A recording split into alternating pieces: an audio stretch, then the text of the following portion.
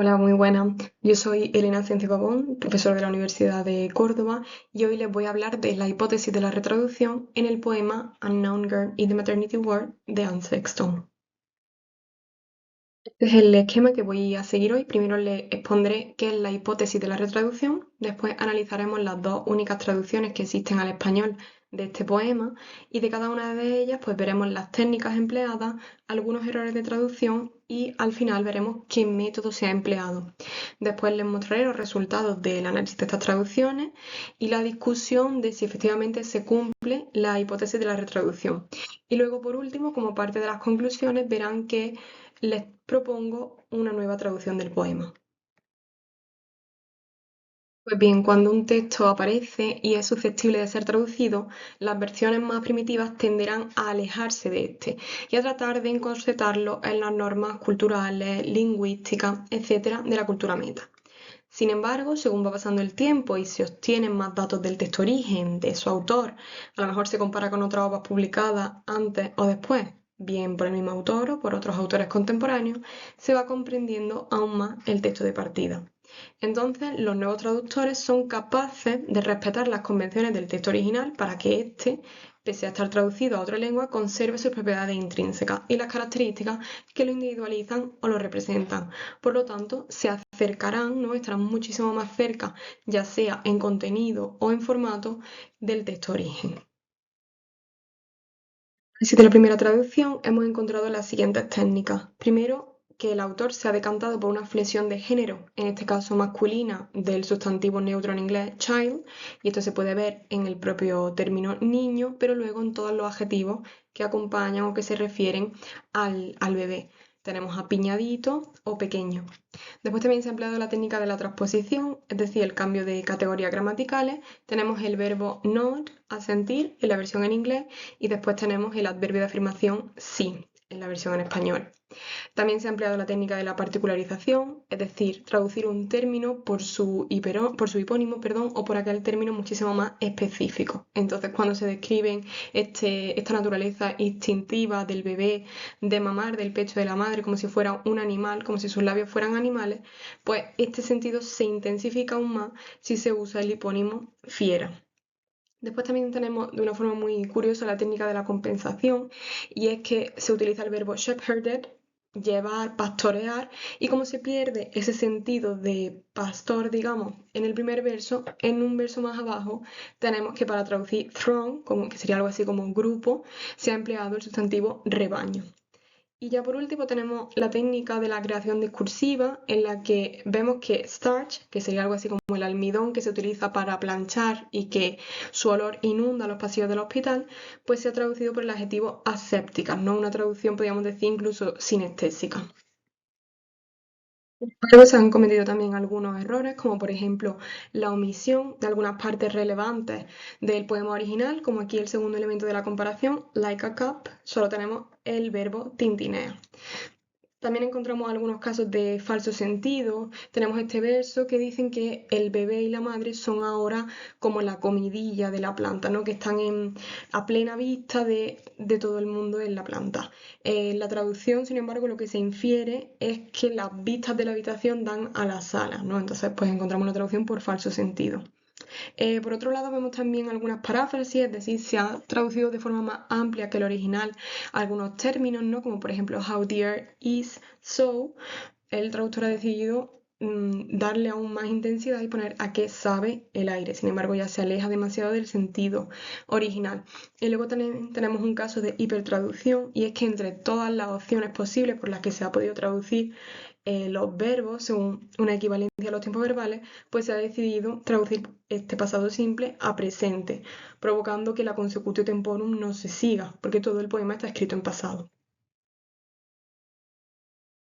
Analizar la segunda traducción, vemos que se ha intentado respetar el sistema rítmico del poema original y vemos que riman los versos intercalados. Tenemos error con amor, tapada con taza. En algunas ocasiones tenemos versos que riman en consonante y en otras tenemos versos que riman en rima sonante, ¿no? Al igual que ocurre en el poema original. Wrong, from sería una rima consonante, shepherded, head, una rima más bien vocálica. También tenemos algunas alteraciones del orden sintáctico y esto de nuevo se ha hecho para conseguir que rimen los versos. Entonces tenemos Your old man's face discerns, se ha traducido alterando, ¿no? Cambiando el orden de la oración por conquista tu rostro arrugado, poniendo el verbo en primera posición. Y de esta forma, arrugado ya no rima en asonante con campo, dos versos más arriba. Después tenemos también algunas traducciones idiomáticas por su equivalente, sobre todo de expresiones figuradas como My arms fit you like a sleeve. Mis brazos te sientan como un guante, ¿no? Una expresión totalmente idiomática y una frase hecha en español. Y por último, al igual que pasaba en el poema anterior, sin embargo aquí tenemos el caso contrario. Se ha decidido que el término neutro child y todos los adjetivos que lo acompañan se va a poner en femenino.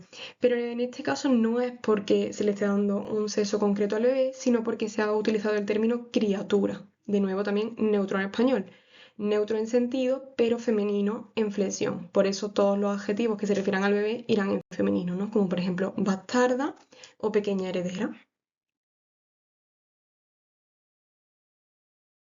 Pues sí, de nuevo en esta segunda versión del poema encontramos también algunos errores. Por ejemplo, a la hora de reproducir el sistema de rima, hay ocasiones en las que efectivamente el fin del verso no rima, no tenemos aquí hombres que no rima con crecer, ni asonante ni consonante, ya que tienen la sílaba tónica pues en sílabas diferentes. Crecer es aguda y hombre es una palabra llana. Después tenemos también, en este caso, dos ejemplos de falso sentido. Teníamos en inglés, they guess about the man who left me, algo así como intentan adivinar, ¿no? Intentan pues hacer conjeturas sobre el hombre que me abandonó, pero sin embargo, por la traducción, aventuran qué hombre me abandonó, se da un sentido que no tiene el poema original, como que de un grupo de hombres, uno fuera el que la abandonó, y no es ese el sentido. También tenemos otro, es verdad que este verso es bastante complicado, dice, The doctors chart the riddle they ask of me.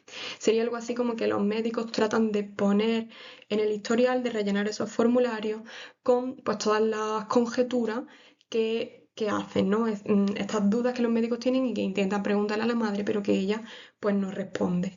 Sin embargo, la traducción, los médicos me plantean el acertijo, no tiene nada que ver con el sentido original. Y después también tenemos casos de adición, es decir, se añaden más elementos sintácticos, semánticos y lingüísticos que no estaban presentes en el texto original. De nuevo, ¿por qué se hace? Porque se necesitan que los versos acaben con esa sonoridad para poder rimar, ¿no? Entonces tenemos, por ejemplo, I am shelter of lies, soy un refugio de mentira y lodo. Ese y lodo no estaba presente en el texto original. Y I tighten to refuse your owling eyes. Me tenso al rechazar el qué. Esa pregunta retórica, de nuevo, no estaba presente en los versos originales. Conclusiones o a qué resultados llegamos con el análisis previo. Bueno, el cotejo de las dos traducciones o el análisis lo podemos resumir del siguiente modo. El primer traductor, Oliva, ha utilizado un método de traducción literal, es decir, ha obviado la rima del texto original y simplemente se ha dedicado a transcodificar los elementos lingüísticos y semánticos y sintácticos, pero sin tener en cuenta pues que al final se trata de un texto poético que tiene una sonoridad, que tiene una rima y que en la medida de lo posible esta debería ser respetada. Por otro lado, la segunda traductora, Mata, ella ha optado por una traducción más libre, ¿no? Ella ha editado, ha alterado significado y significante del poema, lo hemos visto, añadiendo más elementos, cambiando el orden sintáctico, etc. Pero siempre porque quería reproducir el sistema de rima del texto original. Entonces tenemos un texto que está mucho más alejado en sentido, pero mucho más cerca en sonoridad. Por lo tanto, tras este cotejo, tras este análisis de las traducciones que existen del poema objeto de estudio, veo conveniente proponer una traducción nueva que trate de acercarse aún más al texto origen. Entonces, ¿cuál es la traducción que yo propongo? Pues está hecha en esquema alejandrino, es decir, en versos de 14 sílabas divididos en dos hemistiquios, no tiene rima, pero sí que es cierto que en los versos alejandrinos ya tienen una cadencia y una sonoridad que trata de reproducir, ¿no? O de emular esta sonoridad que tendría el poema original. Por lo tanto, sustituimos la rima por un esquema isosilábico versificado. En mi caso, he empleado el método interpretativo comunicativo, es decir, se ha tratado de hacer una traducción de sentido, alterando en algunas ocasiones significado y significante, para que cuadre con el número de versos seleccionados, pero siempre respetando los sentidos y la idea de la autora original. Y también se ha tratado de corregir esos errores que hemos señalado anteriormente, ¿no? de las otras traducciones. Entonces, Les pongo ahora aquí un esquema que resume cómo sería esta hipótesis de la retraducción con el texto con el que estamos trabajando y con las tres traducciones, ¿no? Pues vemos que la primera traducción está a más o menos una distancia media del texto origen, puesto que en forma está muy lejos, se trata de un texto en verso libre, mientras que en inglés teníamos un texto que rimaba, un poema que rimaba, por lo tanto en forma está muy alejada. Y también está muy alejada del polisistema de la lengua de llegada, es decir, no se trata de un nuevo poema, sino que como que depende del texto original. En cuanto al contenido, sí que está muy cerca, se trata de una reproducción, de una transcodificación. La traducción de Mata es la que podríamos decir que está más alejada del texto origen. Sí que es cierto que trata de reproducir esa rima, pero para ello ha tenido que alejarse del sentido y del contenido. Y de nuevo, pues parece ser que no puede constituir un poema en el polisistema de la lengua de llegada por sí solo, porque de nuevo no tenemos que contrastar con el texto original para ver dónde están esas modificaciones de sentido, ¿no? Y lo que pretende mi propuesta es que, aunque sabe que en formato está un poco alejada del texto original, puesto que no respeta esa rima, sí que trata de acercarse a esa sonoridad con el verso alejandrino y sí que puede suponer, sí que puede convertirse en un poema de pleno derecho en el polisistema de la lengua de llegada, puesto que responde a estas reglas de la poesía del español, ¿no? Como son, pues, por ejemplo, los versos en alejandrino.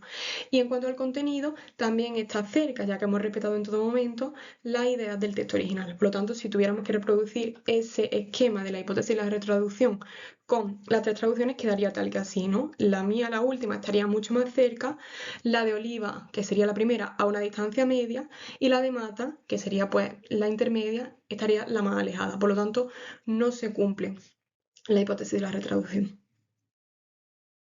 La siguiente diapositiva les dejo mi propuesta de traducción para que puedan leerla detenidamente y confirmar que efectivamente se trata de versos alejandrinos que no riman entre sí.